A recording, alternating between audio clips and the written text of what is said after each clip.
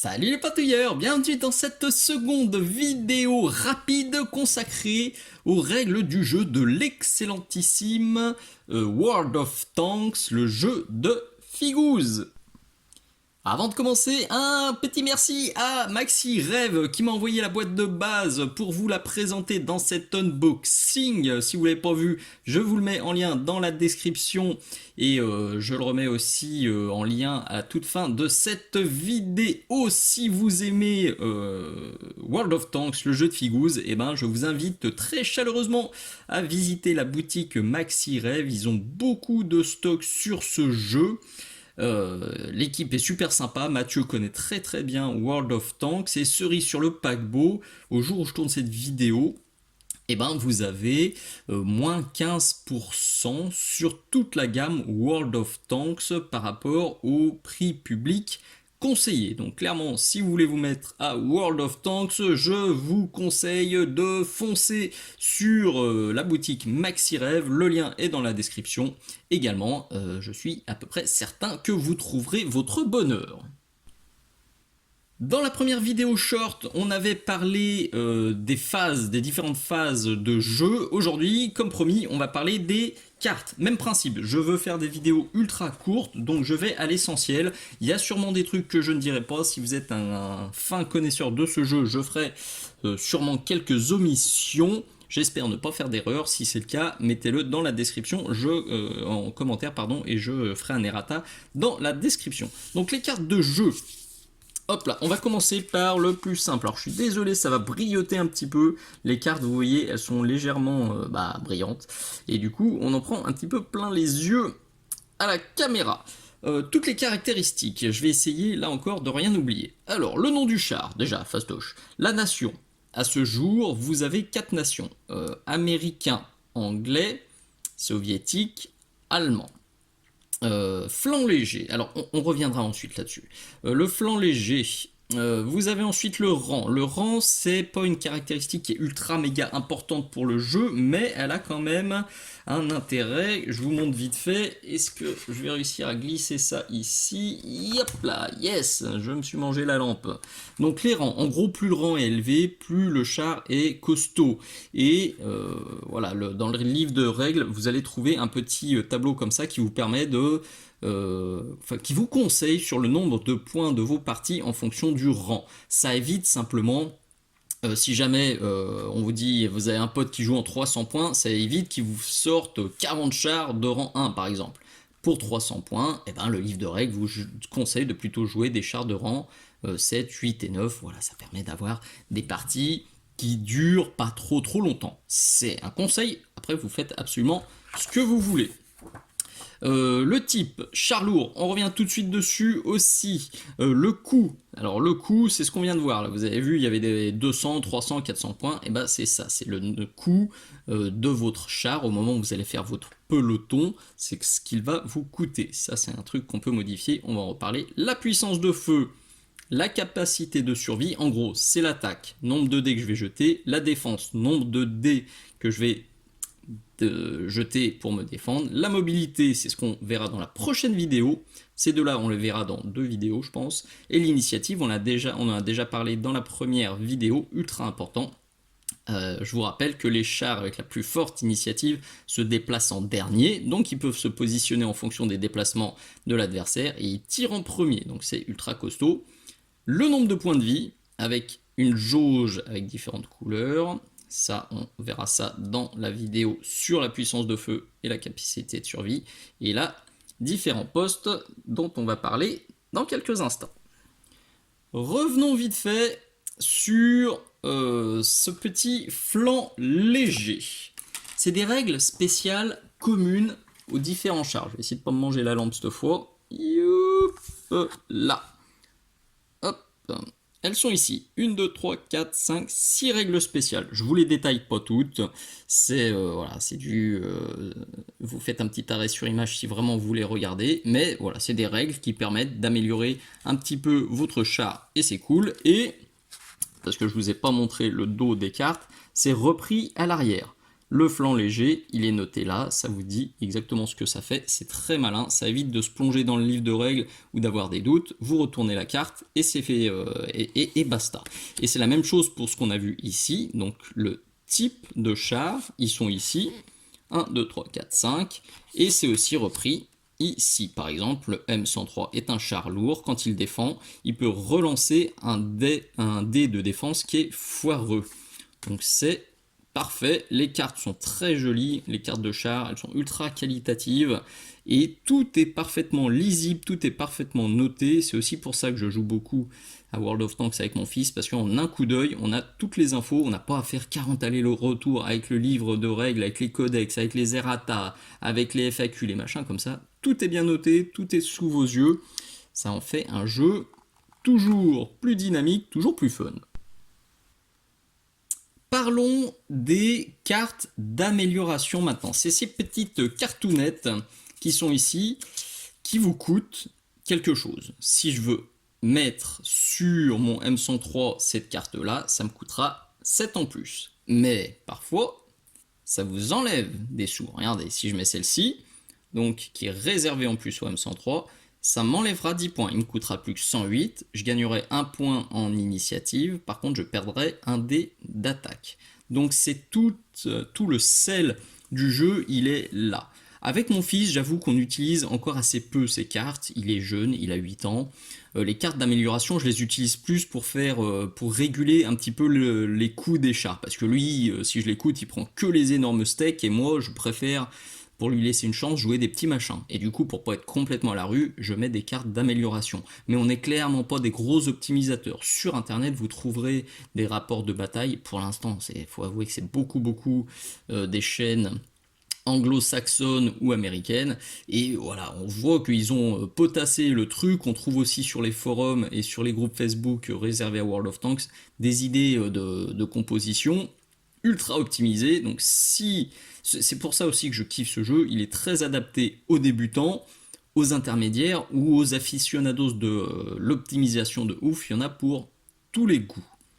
Donc vous avez un coût qui est ici, qui est noté là. Un truc que je vais vous dire tout de suite. Donc normalement, quand on met les cartes d'amélioration, en début de partie, c'est comme ça. Votre adversaire, il sait seulement que cette carte, si je la mets sur mon M103, je vais mettre comme ça, il sait juste que j'ai une carte à 7 points. Au bout d'un moment, on commence à les connaître, mais il la verra pas. Sauf celle-ci, elle doit être jouée face visible. Celle-ci aussi. On ne peut pas lui planquer. Et normalement, celles qui sont planquées, eh ben, vous allez la révéler au moment où vous avez besoin de l'utiliser. Ça permet aussi de faire un petit jeu de bluff, un petit peu de surprise. Parfois, il y a des trucs un peu imprévus qui nous tombent sur le rave, et c'est très rigolo. Ce que je ne dois pas oublier aussi, c'est ça. Certaines cartes d'amélioration sont réservées à une nation, c'est-à-dire que cette carte-là, c'est jouable uniquement sur un char américain, celle-ci uniquement sur un char allemand. Par contre, si vous avez des étoiles, c'est jouable sur les chars de n'importe quelle nation. Maintenant, il y a 3 grands types d'amélioration. La première, on appelle ça les cartes vraiment amélioration. C'est vrai que moi, c'était amélioration au sens large. Mais il y a amélioration, il y a module et il y a équipage. On va voir ça dans l'ordre.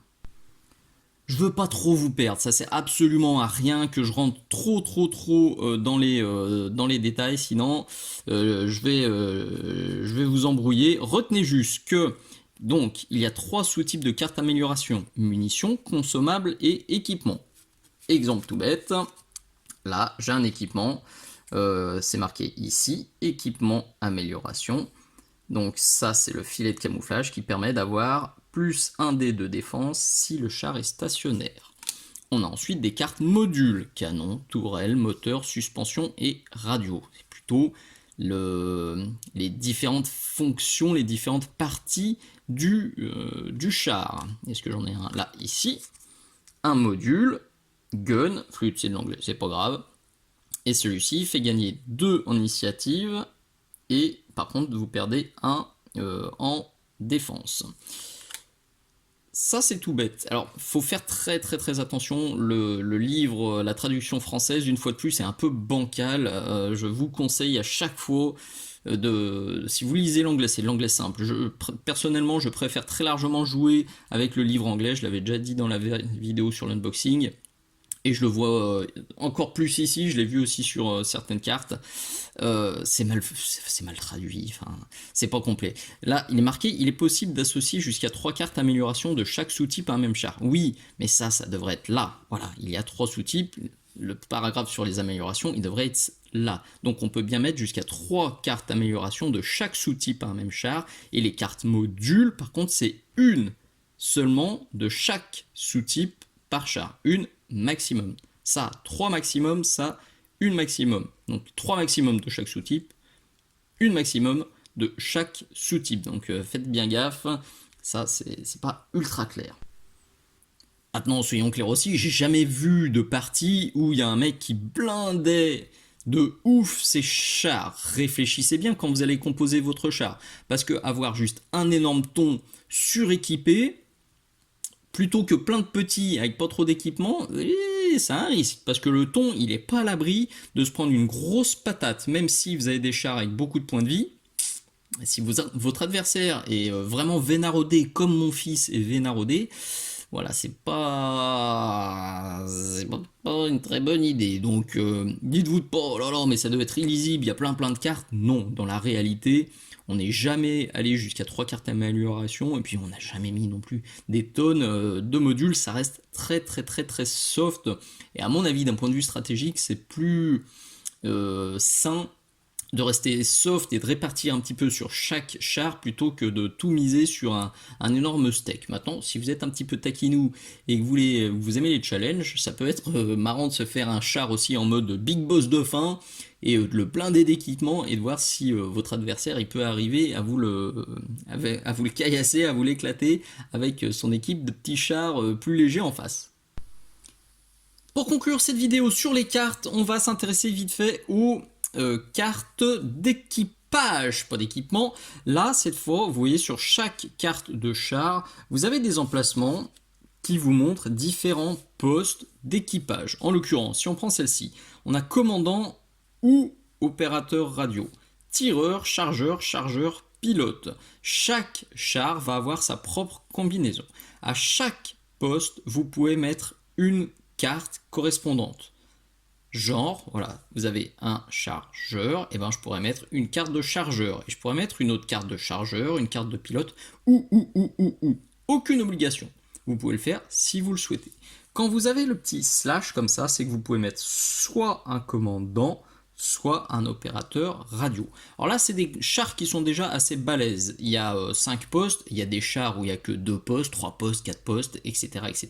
Souvent, plus les chars sont balèzes, bien sûr, plus on peut mettre de membres d'équipage et plus on peut booster son char. Donc vous avez bien compris, un poste, une carte. On peut pas mettre 2 tireurs si on a un seul tireur ici. Par contre, sur celle-ci, eh ben, on le voit bien, on pourrait mettre 2 chargeurs. Et ces cartes d'équipement, et vous voyez ici, j'ai par exemple un tireur que je pourrais très bien mettre puisque c'est bien une carte universelle. Et petite particularité, il y a d'autres particularités, là c'est pareil, je fais au plus simple, il y a des équipages uniques. Cette carte-là, je peux l'avoir une seule fois dans tout mon peloton, donc sur l'ensemble de tous les chars qui composent mon équipe, je peux avoir une seule fois Bonnie Milford, ce qui est tout à fait logique, et vous doutez bien du coup que ces cartes, elles vont permettre de booster une fois en plus les capacités de votre char, de le customiser un maximum, et de vous permettre de tester encore et encore des nouvelles stratégies. Un truc très important, c'est que les capacités ne sont pas cumulatives. C'est-à-dire que si j'ai un membre d'équipage qui booste l'initiative, et que j'ai une autre carte d'un autre membre d'équipage qui booste aussi l'initiative, de 1 point, si vous avez 1 point sur une carte, 1 point sur une autre carte, vous aurez quand même un seul point d'initiative en plus. Ça se cumule pas. Les cartes d'équipage qui ont les mêmes effets ne se cumulent pas, sinon ça deviendrait absolument n'importe quoi. On se retrouverait avec des chars qui ont 72 tirs ou 60 en défense. Non, je déconne, j'exagère franchement, c'est pas possible. Mais vous voyez, c'est juste un garde-fou, sinon ça deviendrait vraiment trop chaud. Idem, s'il y a une carte d'équipage qui permet de réaliser deux choses par exemple, donc j'invente, de booster l'initiative d'un point et de réparer une carte de dégâts critiques supplémentaires par tour, donc ça lui fait deux choses sur cette carte, et que vous avez une autre carte qui, elle, permet de réparer également, non.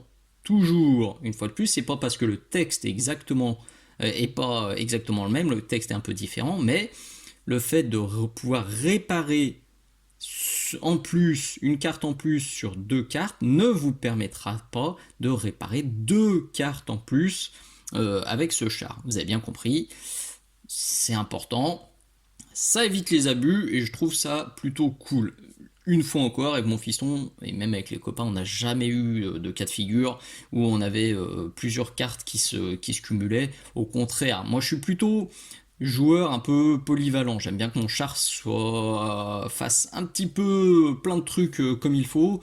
Donc je cherche jamais à booster qu'une seule caractéristique ou deux caractéristiques au taquet. Au contraire, j'essaye d'être le plus polyvalent possible. Mais si vous voulez booster plusieurs trucs, vous pouvez en jouant avec... Enfin, si vous voulez booster plusieurs fois l'initiative, par contre, vous pouvez jouer avec vos équipages et avec vos équipements, avec vos améliorations. Ça, par contre, oui, c'est possible. Mais ça va quand même vachement limiter. Ça ne deviendra pas complètement délirant.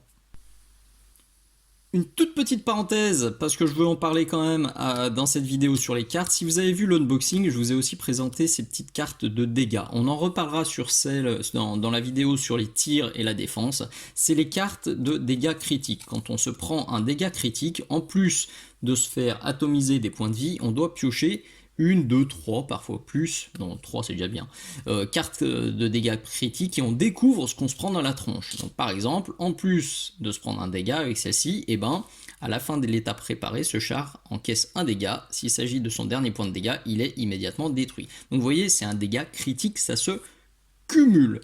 Je vous le présente parce que c'est des cartes, mais ça, je le redis, on en reparlera très bientôt, donc je vous embrouille pas non plus avec ça pour le moment. Voilà, j'ai essayé d'être le plus bref possible, il y avait quand même pas mal de choses à dire parce que je me répète, hein, de toute façon je vais souvent me répéter dans ces vidéos, mais ce jeu il peut être très simple comme il peut être complexe et stratégique, et c'est ça qui est cool, et c'est justement ces cartes et la maîtrise de ces cartes, la maîtrise de la création de votre peloton, la maîtrise de l'équipement et du pimpage de votre char qui va vous permettre de faire des parties absolument endiablées, même quand vous êtes un joueur vétéran qui avait l'habitude de jouer aux jeux de figurines et qui aimait optimiser. Donc surtout, ne vous dites pas ouais, World of Tanks c'est juste un petit jeu apéro, c'est pas pour moi. Non, je vous assure que c'est justement toute sa force. C'est un jeu qui est ultra polyvalent, qui a un éventail de joueurs qui peut être très large, depuis le très débutant jusqu'au casu et jusqu'au ultra stratège. C'est pour ça que je suis content de vous faire ces vidéos, pour que vous compreniez bien que c'est un jeu qui a beaucoup de profondeur malgré son apparence très simple. Et c'est pas qu'une apparence, si on veut qu'il soit simple, il est très simple. C'est ça qui en fait tout le sel, tout le bonheur, tout le plaisir de jouer. Allez, prochaine vidéo, on se penchera donc sur le déplacement. Je vous avertis tout de suite, elle va être très courte, tellement les déplacements à ce jeu sont ultra simples à gérer. Allez, des bises, à très bientôt, ciao